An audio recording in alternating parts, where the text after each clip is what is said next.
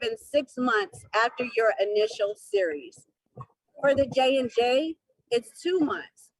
So when we talk about that mix and match, what they're saying is you're able to get Johnson and Johnson.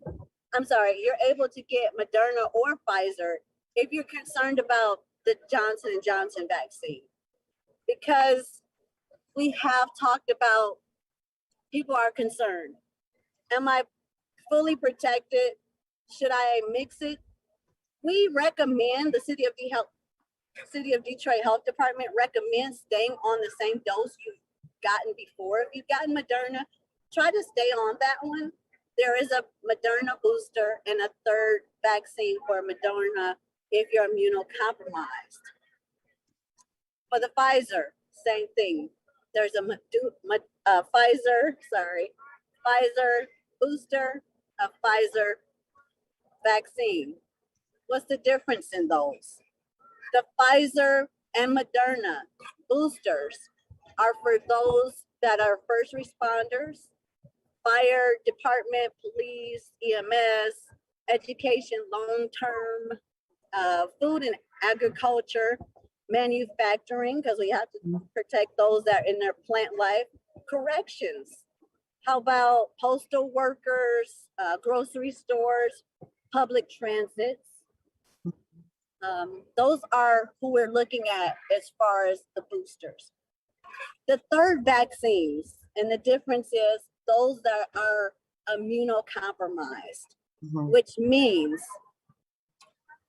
I have no risk for infections, cancer treatments, organ transplants. If you're taking any medications that might lower your immune system, those are the differences.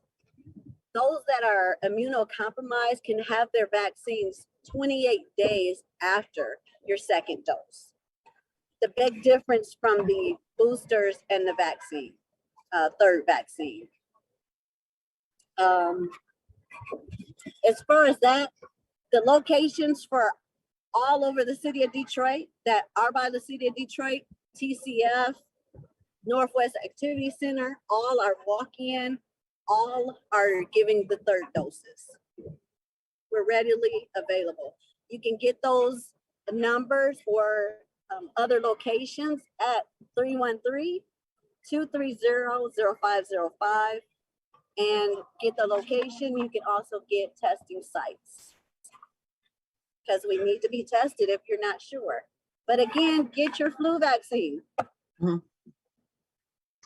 So this is that season, isn't it? And so particularly for families is staying on top of, yes, people should get their flu shots now. And thank you, Tanea, for breaking down again about the booster.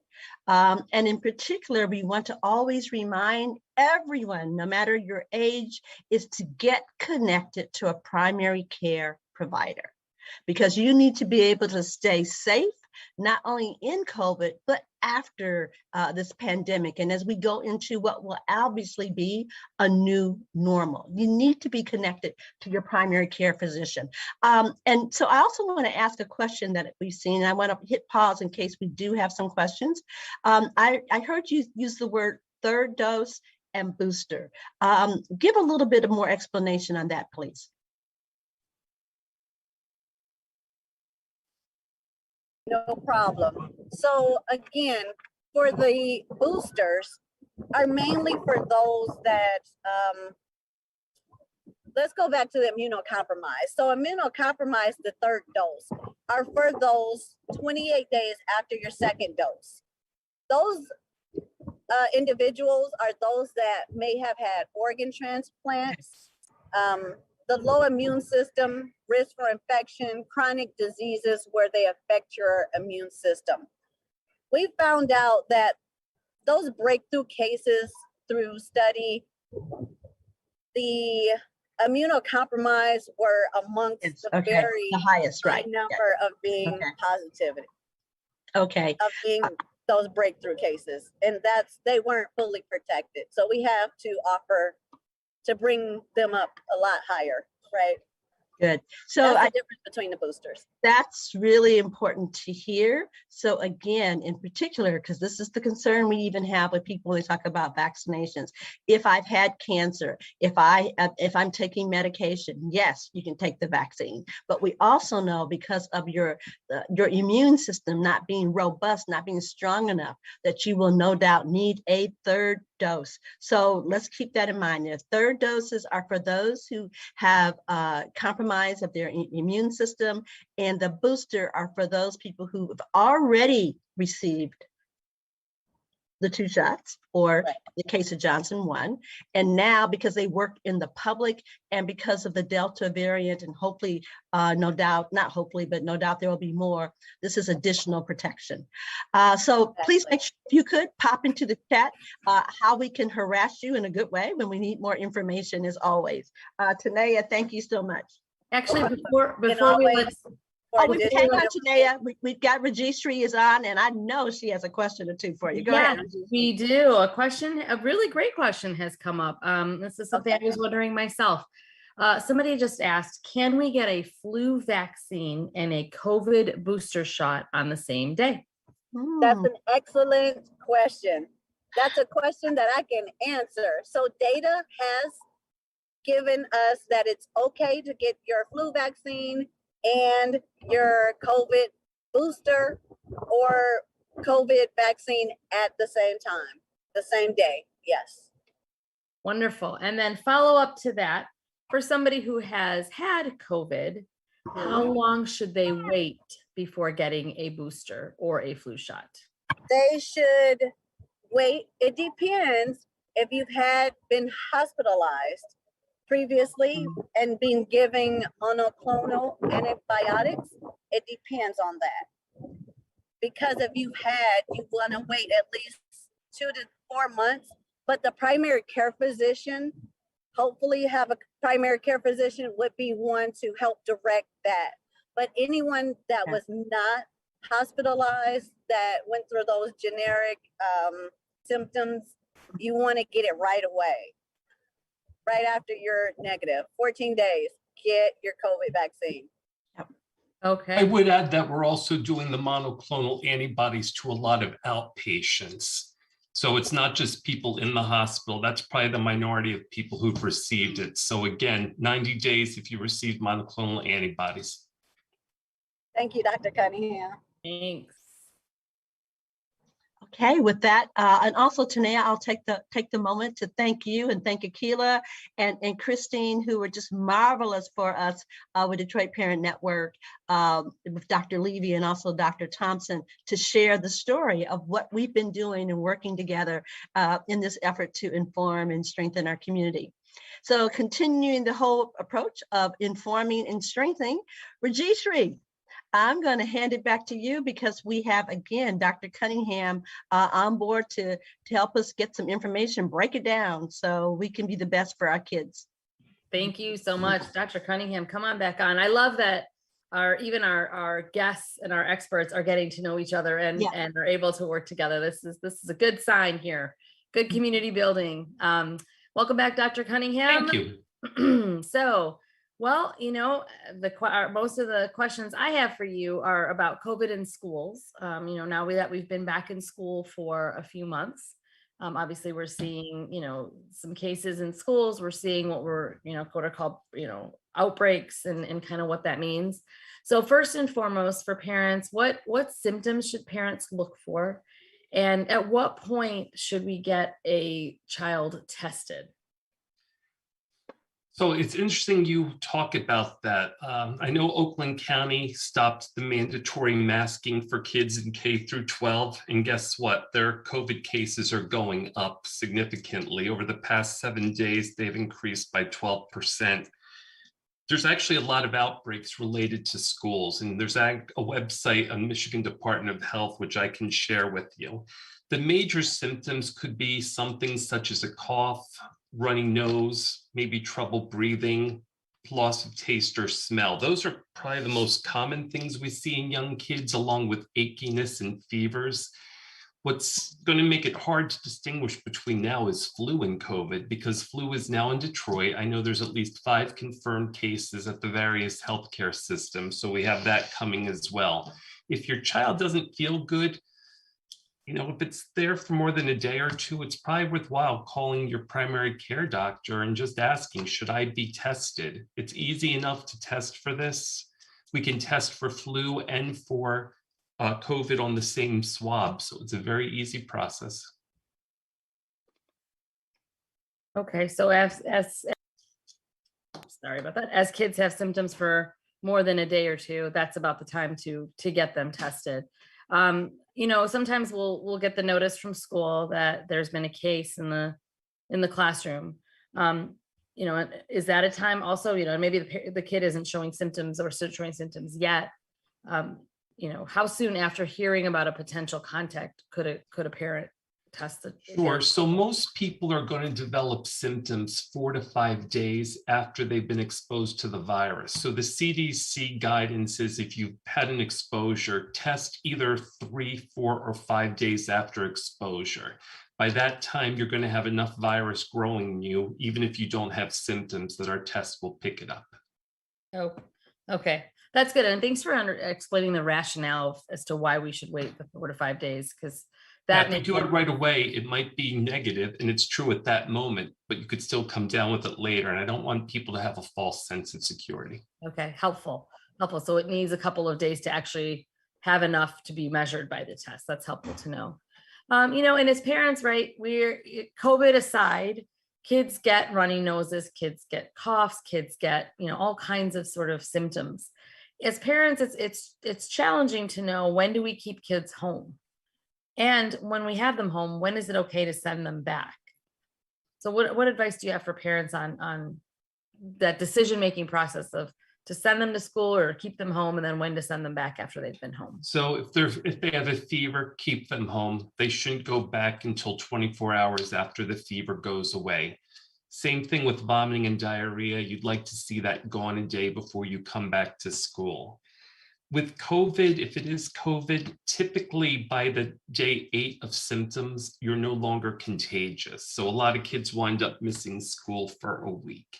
It's really hard, especially in the younger kids who can't tell us they're feeling achy and they have a little bit of that runny nose. We all know kids who start school or preschool are going to have a runny nose pretty much for the year. If you're not sure, call your primary care provider. That's what we're here for.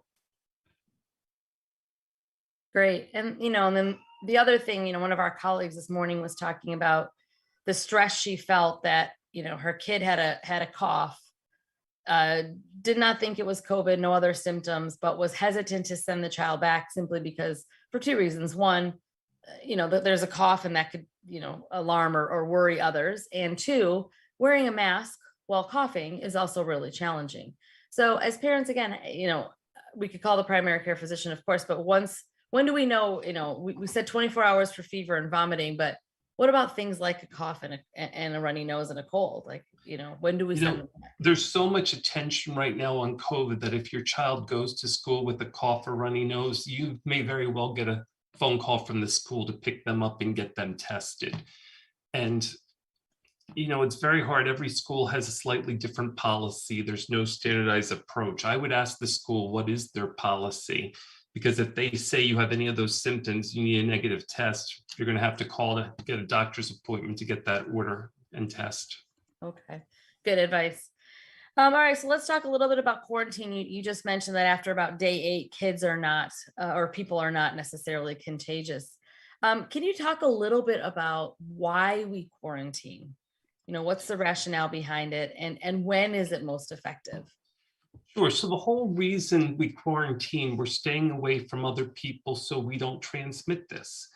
We know that in Michigan, I believe it's slightly over 53% of people are considered fully vaccinated. So 1 out of 2 people are going to be susceptible. They didn't have the vaccine there. And that's why we don't want people coming to school when they're sick. Same thing with the flu or vomiting or fever. Those can really spread quickly. the more people who come in sick and infect other people, the longer an outbreak goes on. And when classes are missing lots of students, people are going to fall behind in school. I don't care how good of a student you are, you miss enough school, it's going to have an impact on your learning, which is so critical. It is. And I think that's the issue, right? I've had the experience of talking to parents whose classroom, where the students were quarantined, and they were confused as to why, since their child wasn't showing any symptoms, and the concern was about the learning loss. And so right now we have on the table, there are some districts, including some of them locally, that are considering shortening their quarantine periods. What are your thoughts on that? And how do again, as a parent, how do we know what's the right thing to do? So two separate categories here. The first are people who test positive but don't have symptoms. They would need the full quarantine period because they could spread it to other people. Some districts have excluded children with an exposure. Now, I mentioned most people are going to develop symptoms 4 to 5 days after exposure. So earlier in the pandemic, CDC, Centers for Disease Control and Prevention, toyed around with a 7-day period, but it actually did not work that well. If you have a child who was exposed, I think it's much better to have that child wear a mask. So this way they can go to school. The masks work. It's going to prevent the transmission. Now, obviously, if you're really sick and hacking a whole lot, they're going to take the mask off to wipe their nose or clear their mouth. But the masks make a world of difference. So if they don't have symptoms, I think that's another option. Okay, so that's interesting. So in that respect, as we talk about some school districts looking to shorten quarantine periods for students who are asymptomatic, right? Because if they're symptomatic, there's a whole different protocol we would follow in testing, et cetera.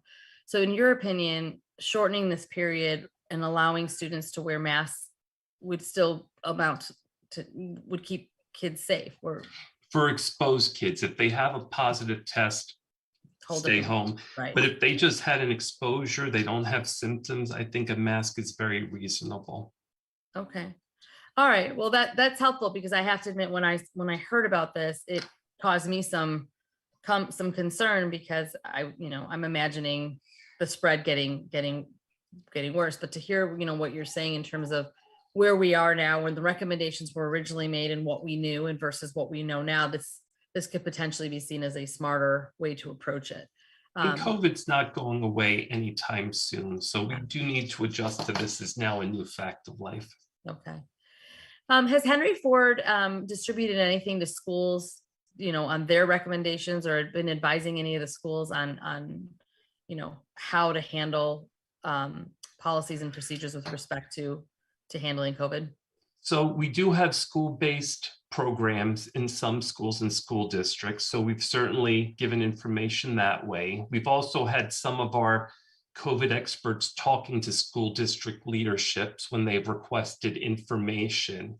And lastly, the Michigan chapter of the the Michigan chapter of the American Academy of Pediatrics also provides information. I'm a member of that group as well, and we've been giving information. I used to be on this group in Ohio, which is why the slip up there, as I used to work there. But the Michigan Academy of Pediatrics is another good website. It's okay. We'll forgive you, Dr. Cunningham. Here in Michigan, we don't like slip ups with Ohio, but it's okay. You're our friend. Okay, then, how are you, since you mentioned the Henry Ford based school clinics, how are the clinics handling sick kids? What happens if a kid falls sick in school? What's the protocol, and what does it look like, in one of those clinics? So I am not the best person to answer that, as I am not really part of the school-based health programs. I can certainly put you in contact with someone from them. I think that would be helpful to hear, what's the best way for families to communicate with those school-based health programs. So thank you for sharing that information. Moving over to vaccines and kid vaccines, which, is a great topic of conversation right now. Can you share for us a little bit about how do kid vaccinations work in terms of dosage and symptoms we might see in kids post-vaccination? Sure. So the CDC will vote on the pediatric dosing or the pediatric vaccine November 2nd and 3rd. Maybe they'll get it all done on the 2nd, but 3rd at the latest. This will be adding the Pfizer vaccine only for children aged 5 through 11 years. We already have it approved for 12 and over. It's going to be the same exact vaccine, the same ingredients. The difference is it's a lower dose.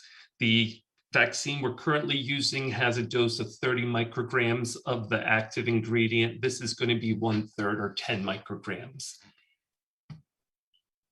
In terms of the side effects, they're pretty much the same as we've seen in teenagers and adults. It's very well tolerated in young children. Major risk, it's very rare, but it would be an allergic reaction. But anywhere you get the vaccine is going to have medicine on board in case there's a reaction. And that's true for every vaccine. You always have to have those rescue medications for that 1 in a million chance.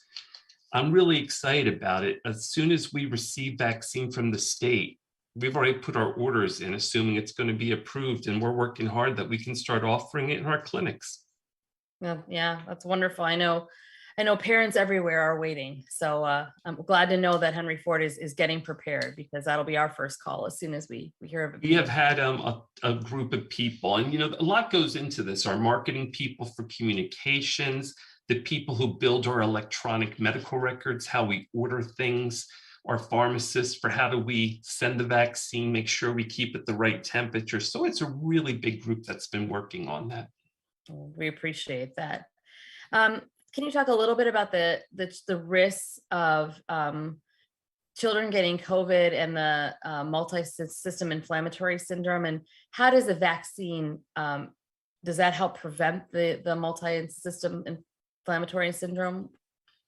So what happens is this multi-system inflammatory condition, when you get COVID, your immune system goes haywire. It just goes into super strength. The way I look at it, if you like cars, if you're idling in the driveway, you should be in first gear. This multi-inflammatory system is you're up in sixth gear, pedal to the metal, and it's putting strain on the engine. Well, it's our immune system that's in sixth gear, and it can start attacking the body. We can treat it, but some kids are very sick from it and wind up admitted or even to a pediatric intensive care unit. The vaccine, by preventing COVID infection, looks like it's going to decrease that multi-system inflammatory condition. So that's another reason to get it. These cases are extremely rare. But again, if it's your child that has it, it's a really big deal. No, that's understood. And that's helpful to understand the connection between the vaccine and that, right? If you can prevent ourselves from getting COVID, we can hopefully prevent that children from getting the multi-system inflammatory syndrome. And again, similar question to what I asked Nurse Hackney before, but if a child has had COVID, should they still get the vaccine? And if so, when? You can absolutely get the vaccine if you've had COVID. We want people to wait until their symptoms have gone away or at least dramatically improved and they don't have a fever. Usually that's somewhere in that 7 to 10 day range after you've had your first symptom. Again, if a child who's high risk received these monoclonal antibodies, we would push that out to 90 days, but not a lot of kids are getting that treatment. Okay. Those are mostly kids who have serious underlying medical conditions and see pediatric specialists regularly. Okay. So similar advice to what we would give adults. The same. And get your flu vaccine the same time. I had my third COVID booster or my third dose, and I got my flu vaccine the same time. Okay. And then lastly, Dr. Cunningham, we know that there are still some parents who are hesitant for a variety of reasons about vaccines. So what should parents do if they decide not to vaccinate their kids? What's your message to them?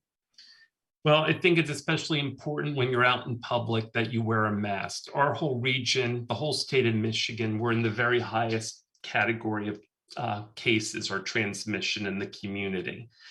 I would also ask parents, you don't have to do anything, but look at the good websites, CDC, American Academy of Pediatrics, look at our Henry Ford website. The vaccines are now going to they came out in mid-December, so we've had almost a year.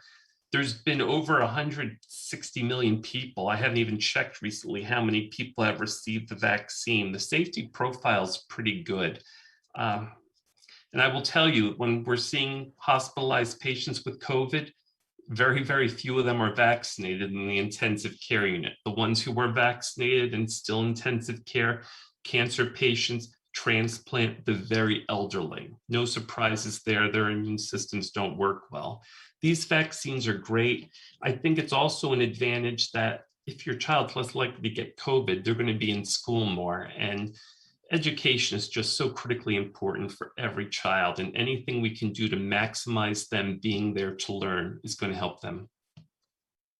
Thank you, Dr. Cunningham. That's all very, very helpful advice, and we appreciate your candor and being so clear. So thank you as always. I'm going to pass it back to And I'll Jeanette. just say, I have 2 teenagers. They both received the vaccines against COVID as well as their flu vaccine. So I just want people to know I think the data was safe enough. I had no reservations about giving it to my family members. That is very helpful. Thank you so very much. Thank you. Stay healthy. Have a great week, everyone. Okay, you too, Dr. Cunningham, and your family. And it's always refreshing, isn't it, Rajeshri and everyone? We're bringing you trusted sources and people who are walking what they are talking. So that's one of the things that's so important. Community needs to know that the people who are giving you advice not only are scientists themselves, but they are saying, we're living this. I'm making these same decisions for my own children, my own family.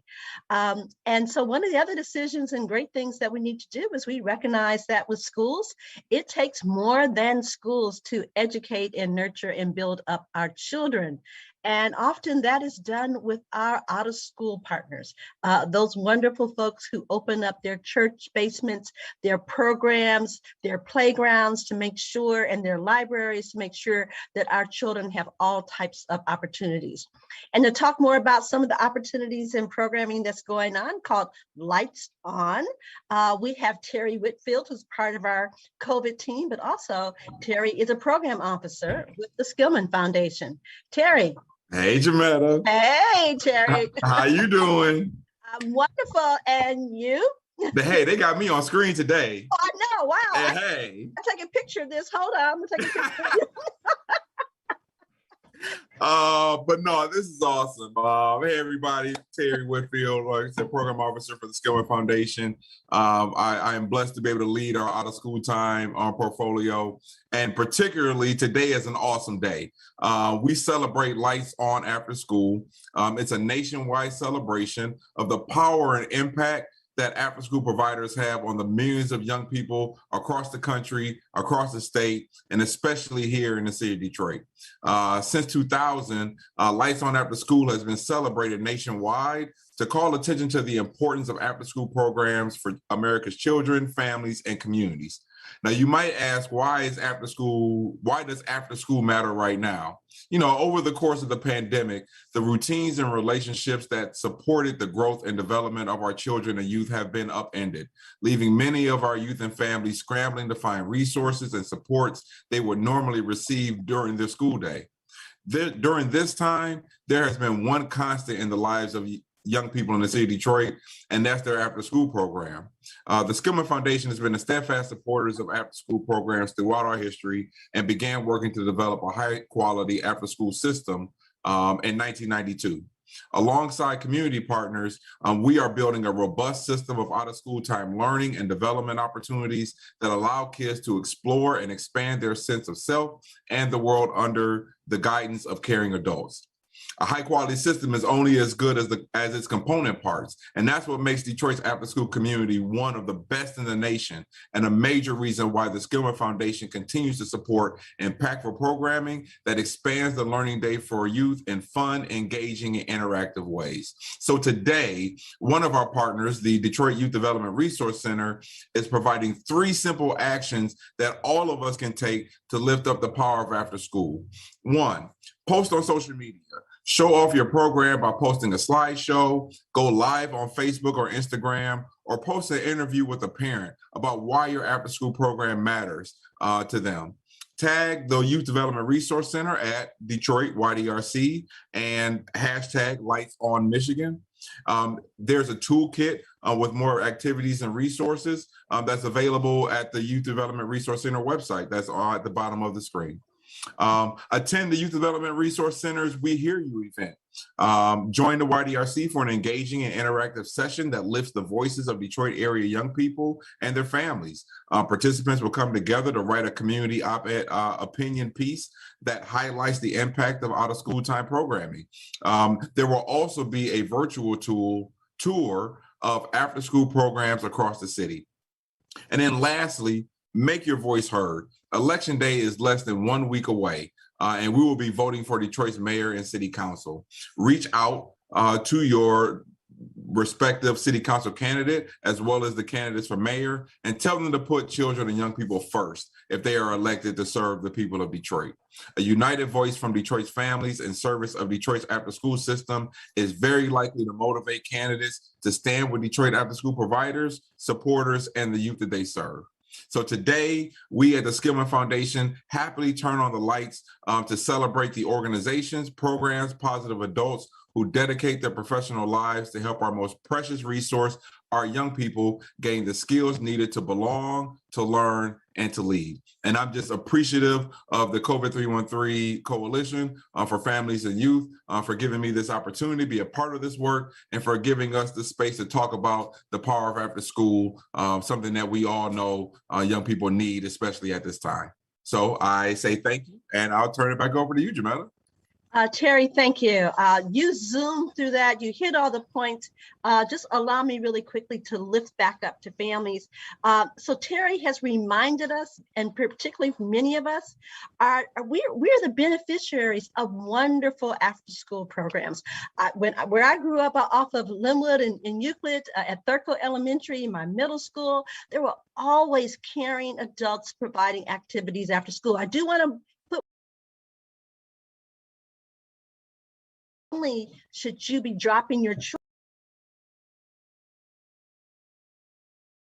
We are encouraging all of the after-school providers is to create opportunities for parents to be engaged and to connect to each other. For our children and our parents and our grandparents and all of us who love and are caring on our children, that there's an opportunity for our voices to be heard. We are moving up on November the 4th, and our voting apps. And to help us to start talking about that, but making sure that we're not just talking, but walking the walk in terms of exercising our citizenry. We're going to ask Molly, Molly Sweeney, our own part of the backbone of this coalition and town hall. Molly, would you come on and have us begin to go through the process of talking about? Yeah, so like Terry said, but also anybody who is eligible to vote in this state can vote centers for our Detroit clerk's office or your clerk's office across the state, and we'll drop some links in a minute. So, and you can register 7:45, 8 vote. There are many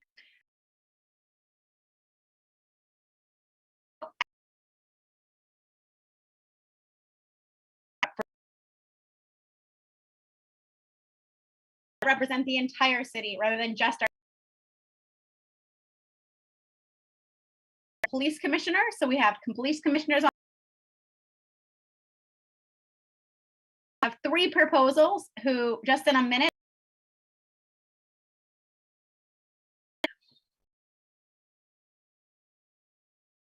Intimidating, especially voting, and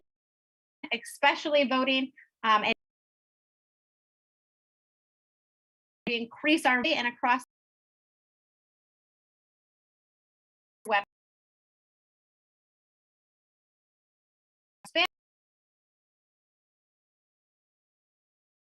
So it's 4-8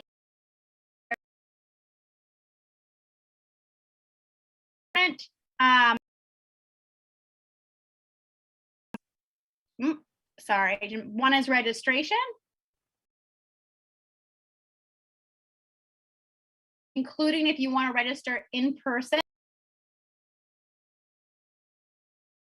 proof of residency, which is a driver's license, would be fine too.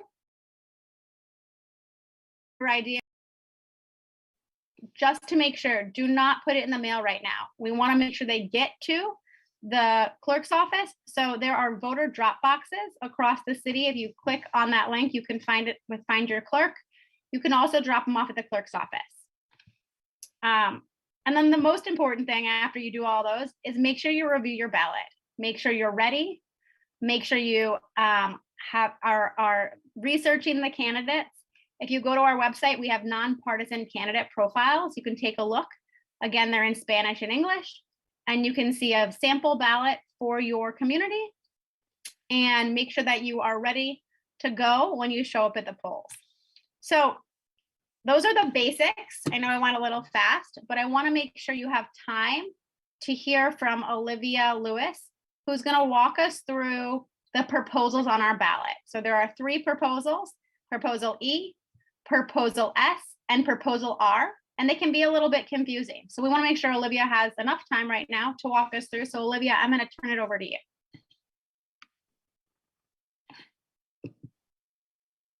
Hi, everyone. Thank you so much, Molly. And thank you guys for inviting me back again this week. I know we ran out of time last week, but like Molly said, my name is Olivia and I'm from Bridge, Detroit. Just wanted to share a little bit of information about the 3 ballot proposals that are on the Detroit ballot this year. So Proposal E and Proposal S are both initiatives, while Proposal R was referred by the City Council. So Proposal E is really about entheogenic plants and lowering the police priority on these plants. If you're voting yes for this proposal, you would be allowing the decriminalization of the possession of these plants. And that's, so when you think of entheogenic plants, that means basically like shrooms. So if they're on your person, you'd have a little bit less trouble with the police than you would have before should this proposal pass. When we think about Proposal R, that's about reparations for Detroiters. And so Councilmember Pro Tem Mary Sheffield introduced this earlier this year. But passing this proposal would mean that the creation of a reparations task force would be created. And so the thing about this proposal is that City Council could actually could have approved this task force without voter participation, but they decided to take it to the voters to see, is there general support for this or not? So while the task force would be created, they would not have the ability or the power to actually put anything into motion. They can only make recommendations. The last proposal, Proposal S, is the one that's a little bit tricky. And it really makes us think about power and control and who will have say in the way that the city is funded. So this is a appropriations proposal. And it would should voters approve this proposal, it would give citizens the power to appropriate funds through City Council instead of having City Council approve the appropriations. And so the good thing about that is that it's increasing the ability of voters to say what they do and don't want to spend money on. The thing that makes this a little bit tricky is that it's not really clear the order of significance for this, whether if voters approve the appropriations for something, if it'll go straight to the top of the priority list for the city, or if it will be somewhere in between. So that's something that's not super clear about the proposal. However, I think the good thing about this proposal is that it does give voters a stronger voice in the appropriations process. That's about it for me. Like I said, there are 3 proposals, Proposal E, R, and S. Bridge Detroit has written a story about the proposals if you want more information. Are there any questions? that's it for me. Looks like there are no questions, but I think we had some technical difficulties before during my part. And so I just want to make sure folks know that our election is November 2nd. You can go to 482forward.org and get information from the Michigan Voter Information Center in Spanish and in English. You can register up until the end of election day at the clerk's office or any of the satellite voting sites. And we are encouraging folks to drop off their absentee ballots early to any of the drop boxes or the clerk's office. So again, November 2nd, we have a really important election. Please make sure you turn out. You have many opportunities to vote between now and the 2nd. And I'll turn it back to Jametta. Hey, thank you. And thank you for walking us through the details, everyone. Tuesday, November the 2nd. We've got to make sure we show up, families. And if there's anything that we have learned, that when we show up, things can happen. But we have to show up in numbers that are smart, that are committed, and that we are educated. And we have to show up in numbers large enough to really make sure that our voices can land in the ears of people who are sympathetic and will work towards the same goals that we have. So we can do this. We can do this in Detroit. We can do this nationally. Thanks so much, 482 Bridge Magazine. Let's get to it. So as we get ready to wrap up another great program where we've talked about health, we've talked about booster shots, we are really focused on how can we make sure that our babies are getting what they need, whether it's flu shots or understanding the vaccines. And then it was great to see Nurse Tanea out in the field working with the community as they're out doing their physical health fitness. I think Tanea said, someone can remind me, she was at the marathon. I'm inspired. So we hope that you are inspired today. We hope that you're inspired with good health information, good information in terms of our voting. And as Terry reminded us, the Skillman Foundation, amongst others, but Skillman in particular, is very committed to make sure that there are after-school programs available for all of our children. So pick up your ink pens, pick up your voice, your phone, and make sure that all of the persons that are running for council, the people that are running for mayor, know that you believe and you want to see a dedicated fund for after-school programming. After-school programming is part of the continuum of resources that make sure that our children can thrive. So now we're going to talk about, we're going into an interesting weekend. Some people call it a harvest weekend. Some people call it Halloween weekend. We want to make sure that you know some things that are going on. So I'm going to ask someone if they can bring up the screen. We've got a slide showing you a number of activities that are going on.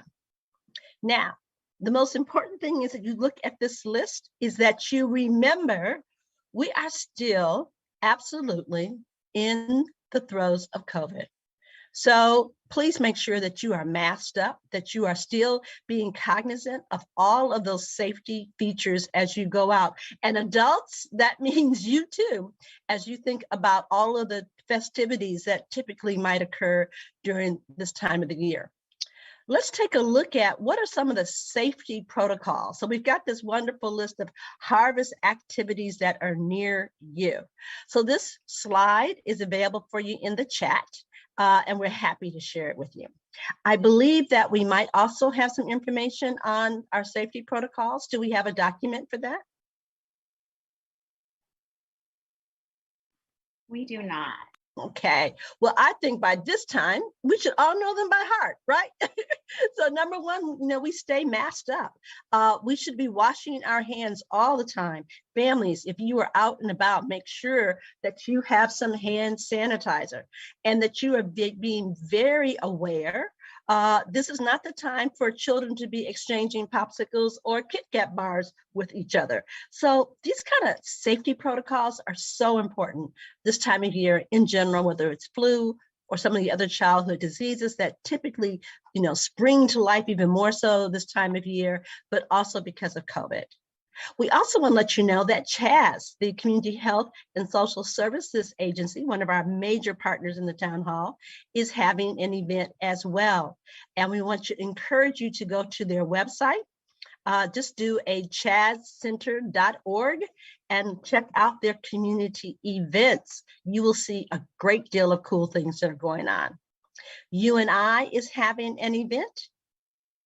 The Detroit Southwest Pride is having a harvest activity. American Indian Services. And before I go to the last item, just want to encourage you to please make sure that everywhere you look, that those are organizations that you know, that you can trust, are going to make sure that they are a healthy and safe environment for you and your children. I think we also might have some news about some of the significant efforts that are underway, and probably I shouldn't say efforts, Molly, I should probably say the significant fight that's going on at our federal level between people who believe that part of the infrastructure is supporting families as much as it is building bridges and making sure our roads are good, but also that our care of our elders is important, that that internet is important, that family leave is important so we can take care of our families. What's going on? Do we have some news about the Build Back Better shenanigans that are going on? We have news. So Build Back Better, for folks that are unfamiliar, is the two-part bill package that President Biden is trying to pass in DC to do historic investments in our communities. And there has been lots of controversy, in particular because of two different senators that have, Democratic senators who have not wanted to vote for the bill. Today, there's been lots of activity in Washington, and they are looking at potentially passing a $1 trillion infrastructure bill. It's already gone through the Senate, but there is also a $1.85 trillion social safety net bill that'll have historic investments in childcare, housing, early childhood education. Unfortunately, and communities are very disappointed, including our organization, they took out paid family leave, which is something we know our families need to be able to survive. So there is many people who are urging the people in DC to ensure that that full package, that bigger bill, the $1.85 trillion bill, includes all the things that we need for families before we pass the other $1 trillion bill. So keep a lookout. There will be historic investment in our communities over the next few weeks. Hopefully this next 2 weeks, but these are very important bills, and there will be investment in our communities. Maybe not everything we don't want, but there will be investment in our communities. That's good to know. And as you said, it may not be everything that we want, because that actually is the dynamics of politics, which is compromise. By the same token, again, families, understand our legislative process. What we need to do is, when we want our policies to move forward that we think support families, that means that we have to have the large majority, not just 50-50 or not just 52 to 48. We've got to make sure that we get out and vote. So with that in mind, I'm going to ask all of us that are part of this collective if we could come on screen and do the way that we do what we do with the COVID 313 Town Hall. And that is that we are a collective. We are a coalition that listens to each other. And as we all know, hi, Christine. We've all gotten to be each other's support group, just like many of you have developed support groups throughout this time. So with that, stay safe, stay strong,